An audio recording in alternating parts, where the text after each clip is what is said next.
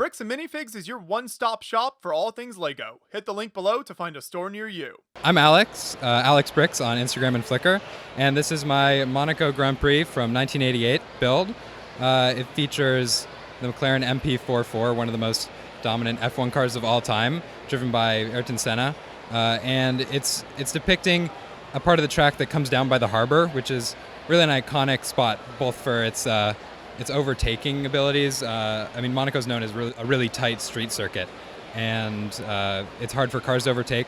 So there are only a few places where you can really do it, and this is one of those. So there's a grandstand, there's the yachts, and there's a lot of iconic parts of this build. Yeah. So where did you start with this build? Because like you said, you've got a yacht represented. You've got lots going on here. Where did you start? Yeah, so I started out with just the car, just the McLaren, and then I was like, why not make another one from the same season? Why not make like a background? And it just grew into like this huge build. Originally, I just wanted a backdrop for a photo, a nice photo of the car. But then I wanted to make a sort of accurate to scale section of the track, because I hadn't seen many people do that. I think there's one of the hairpin Monaco from a few years ago, but I haven't seen enough of it. I haven't seen enough car stuff, so yeah. How did the cars come together for you? What was that design process like? Yeah, so each one was a little different. The McLaren is known for its sort of color scheme, which is the tobacco company Marlboro. They sponsored the car, and it's their logo, and that's the front. And so those cheese slopes, making that sort of shape, was the main priority.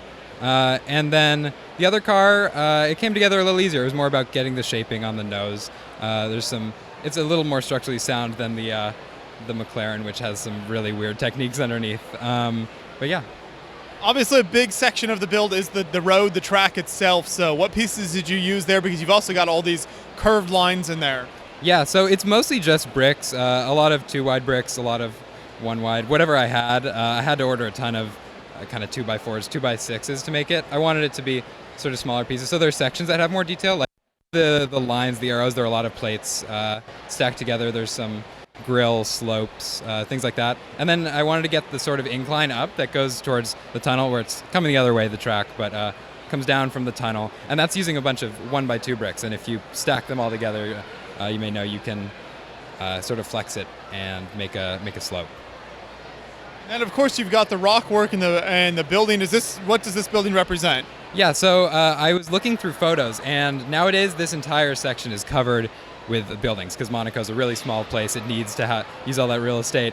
But back then in 1988, it was just a bunch of rocks. It was there was maybe a building on top, and I looked at the TV cameras, the sort of broadcasts, and tried to see, they're kind of blurry, but tried to see what was going on in them, and it seemed like just a bunch of rocks, some foliage. And then this building is actually supposed to be the building, it might be in one of the photos, but it's the building that's actually sort of a block down. I wanted to include a building just so it's more recognizable as Monaco, but technically this would be a little further down the track.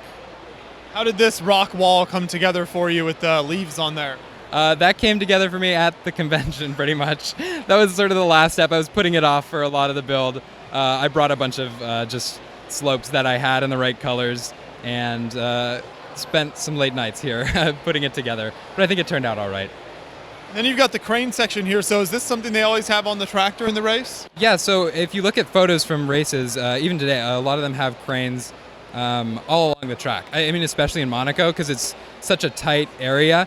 If a crash happens, they need to sort of lift out the car so the race can continue. So there's even one like maybe 100 meters further down the track. And it seems kind of unusual, but it's in the photos, it's in the reference, so I had to sort of recreate it. And this, I also wanted to make sure that it could sort of move. This is a Lego piece that moves down. Oh, it's stuck right now, but it can move up and down and lift up a car. If it had a counterweight, it's a little light.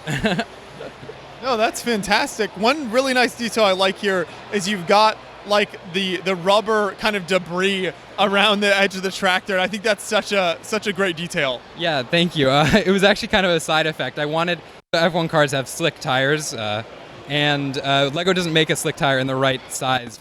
I wanted only ones with a bunch of tread, which are more for off-roading or for driving in when it's wet. So I used a razor to just cut them off to make it look like it's worn. I think that turned out all right, but I had a bunch of these extra rubber pieces, and I've been to an F1 race, and you go on the track afterwards, it's covered in all these like marbles. They're called marbles. These rubber pieces that come off of the cars in the middle of the race, and so I wanted to depict that, make it as accurate as it could, and it's Lego, so it's not a third-party sort of piece. So that takes us to the water portion and the large kind of yacht over here. So is this based on a real life ship that was in one of these photos? How did that come together? Yeah, so it's based on the ship that's in the photos, the closest one. I tried to make sure it had the ramp, the little boat next to it, and the flags. I kind of obsessed over these details. There's only really one angle of it, so I didn't know exactly what the front looked like. But I wanted to make sure it looked right from that angle. Yeah, so it came together. I haven't really made ships before, but I started with that hull, and then I really wanted to get those flags. I think most of them are from the Krusty Krab SpongeBob set. They have stickers, and then maybe there's some old diving ones, pirates, yeah. What are some of the details with kind of because he's got multiple levels to it there? On the bottom, I think there's like a lower cabin. I think there's a staircase I'm missing, but or there's a staircase on the outside to get down, because these big yachts always seem to have little boats next to them so people can go cruise around. Yeah, and then there's the top level where there's a deck where everybody can watch the race. There's sort of those poles, which I think are for lifting up rowboats or smaller boats. There's the place for them to sit on with those 1x3 slopes. And then there's sort of the cabin in the middle. I made sure there's like a radar piece in there that's kind of hard to see, but some fun details in there. What pieces did you use for the water here? Yeah, so this is actually a bunch of the snowflakes, snowflake pieces. I wanted to get the 1x1 studs, but I couldn't seem to find them anywhere that was very reasonably priced for how many I'd need for this big build. So I went to my Lego store, Pick a Brick, and it had these, and I bought up almost the entire stock, or whatever they had left. I also got some lightsaber pieces at Pick a Brick. A week later I went back, that was what they had, and so I used those to fill in closer to the edge. And at first I was kind of worried because they are a lot bigger pieces, but they cover more ground, more efficient, I guess. And I think it gives a nice effect that I haven't really seen elsewhere. Yeah, I think that works really well. Another fun detail I like here is your throwback to Octane, the Lego racing company. Yeah, I've used in the past. I've made a lot of decals of my own, but this one I wanted to really just use whatever Lego parts I could, like with the flags and with the billboards. Have some sponsors there. They're not the real sponsors, of course, but it's fun to throw in some Lego stuff. There are a lot of torsos around that are Octane sort of racing torsos, because there are a lot of things like that.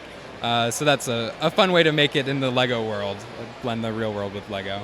So you chose a specific year for this build. How did you decide on what year and kind of era you were going to depict from the race? Yeah, so it started mostly just because the car is from 1988, and then I thought, I have to do 1988. And when I was building the car, I looked at one reference photo from this part of the track. It's the Nouvelle Chicane.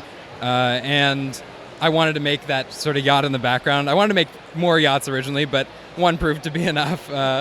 But this race specifically is pretty famous because Senna is known as one of the best drivers at this track. It's a difficult track, and he'd won plenty of races there. And he was leading this race, and he'd qualified first by a big margin over his teammate, who's driving the same car, which is an impressive feat, and was leading the race.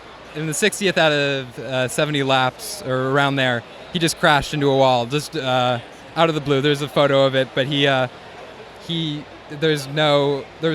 just a lapse in judgment, and it's very rare for an F1 driver, especially of his caliber, one of the best of all time. And so it's sort of like an iconic moment, I guess, in F1 history.